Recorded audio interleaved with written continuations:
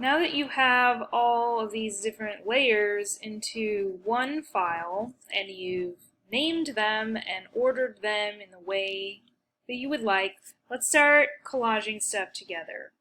First thing we want to do is to remove some backgrounds.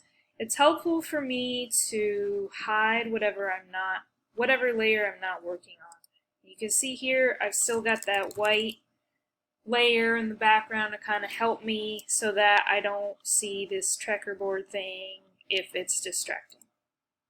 I'm going to show you a magical tool. This is in Adobe CC, the latest version. It's not in the older versions.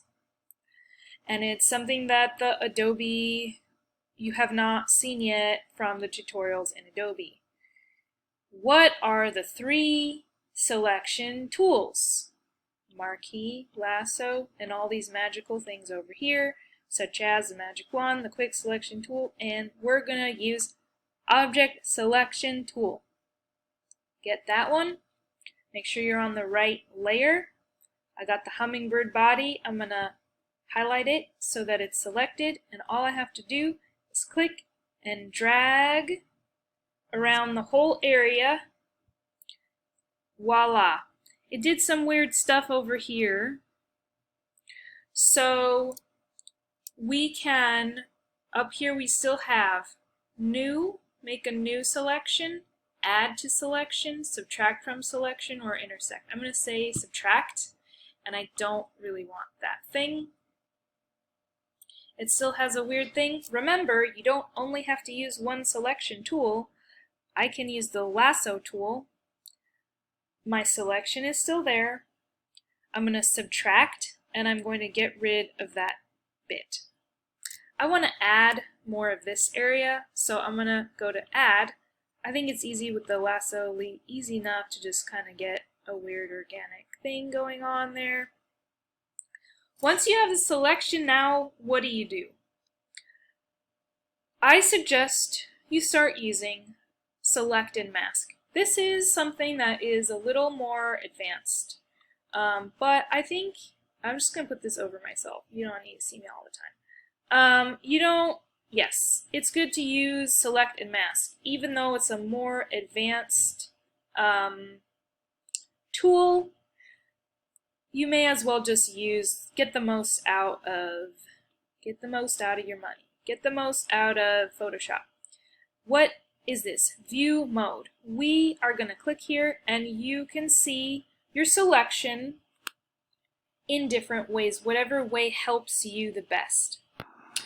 If you go down here, you have all these settings. Smooth is helpful. You can always zoom in to look at your edges. Feather, be careful with feather because you don't want this glowed edge.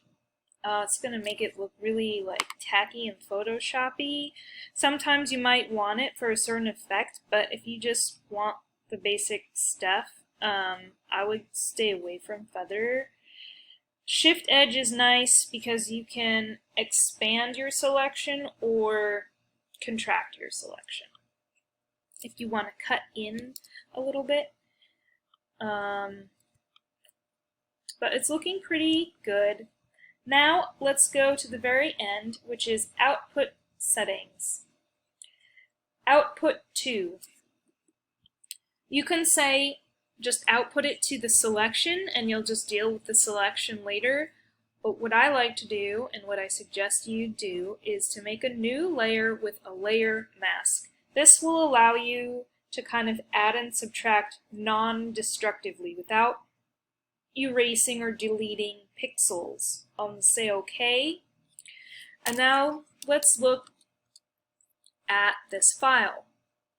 Don't freak out if you lost your layers. You go to Window, Layers,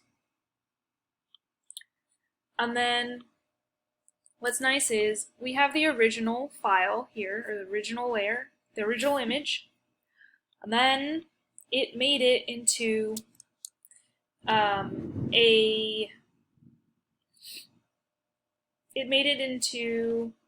a layer with a layer mask. So now I have my background and the hummingbird. What is a layer mask? We're going to talk about that a little later, but in the next video, I want to just stay with selections now. So we use this magical object selection tool. You can try it on the head of this guy. I need just the head, so let's see how that works.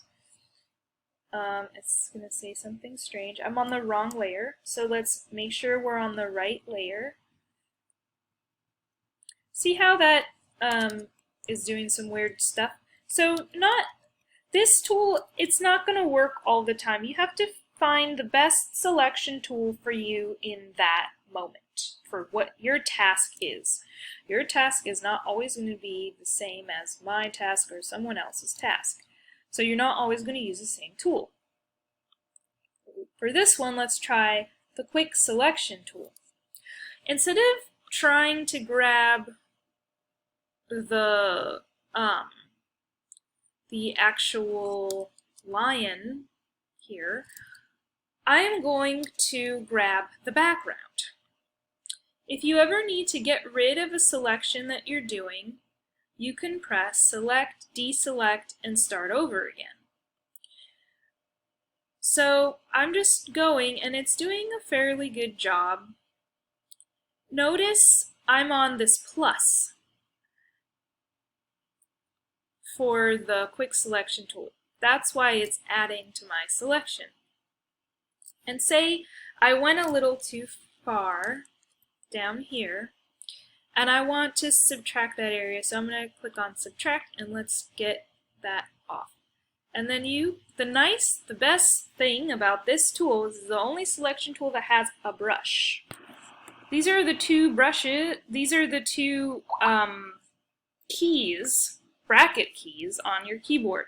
And this is a shortcut key. It's going to make your brush size smaller or bigger. So find them on your keyboard. They are somewhere there.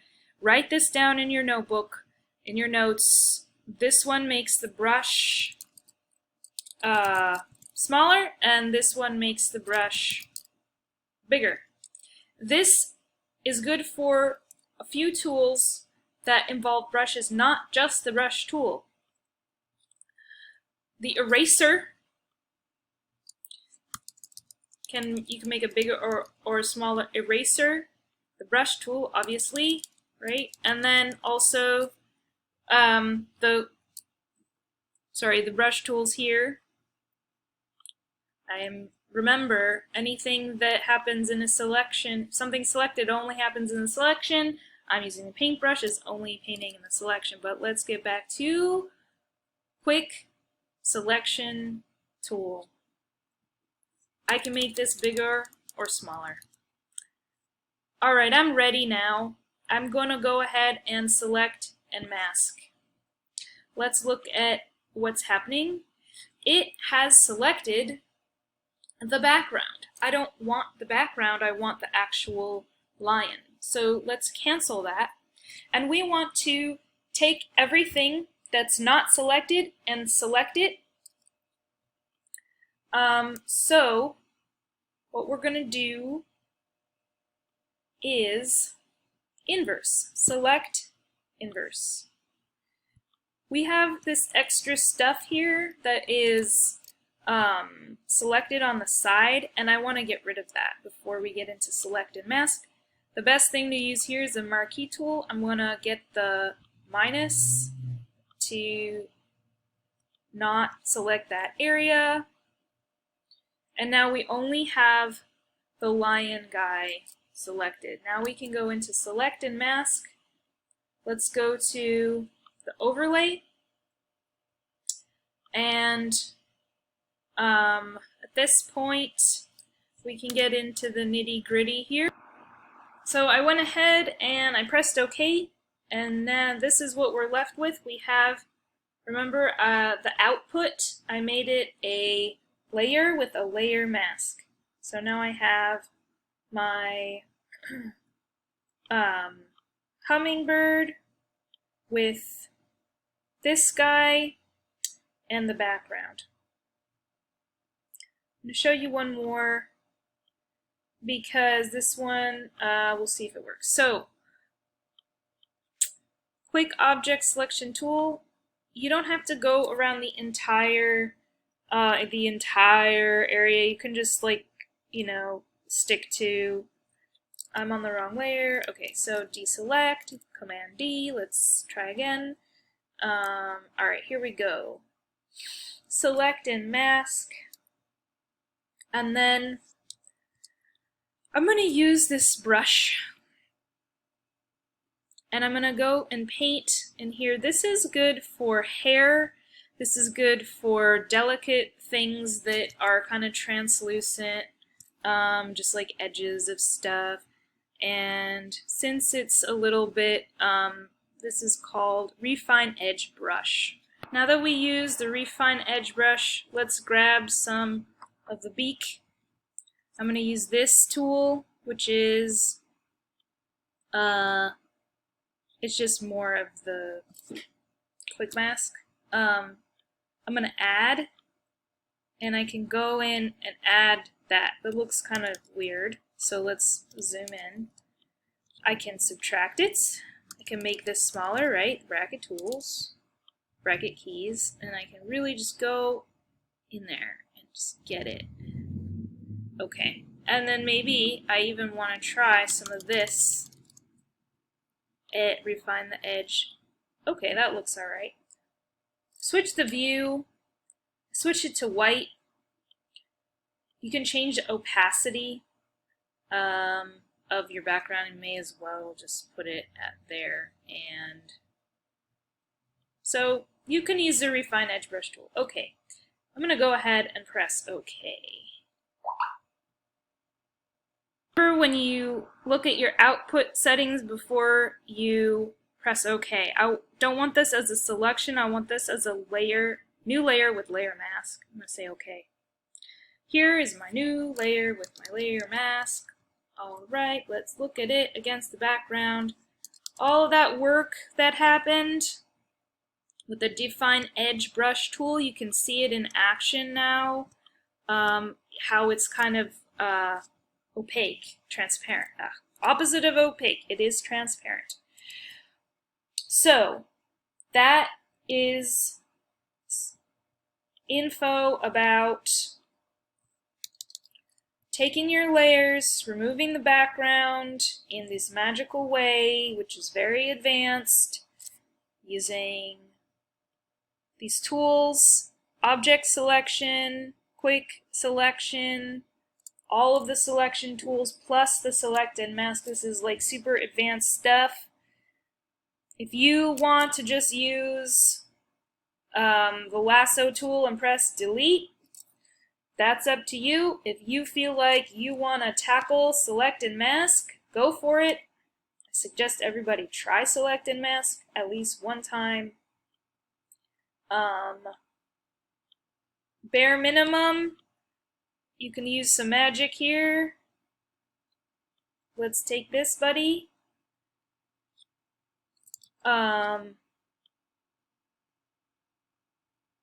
Alright, and then maybe crudely we're gonna add the lasso. Just do. Grab those, and what happens if I press delete? My buddy's gonna disappear. I don't want him to disappear. How do we reverse our selection? Select, inverse, delete, done. Deselect, we need to get rid of these marching ants, deselect. Now, I can just work with this against this background. But the nice thing about select and mask is that you can, that doesn't look too bad. The nice thing is that you can really get some more refined selections, and you're working non-destructively with masks, which we're going to talk about later. This is the end of the video.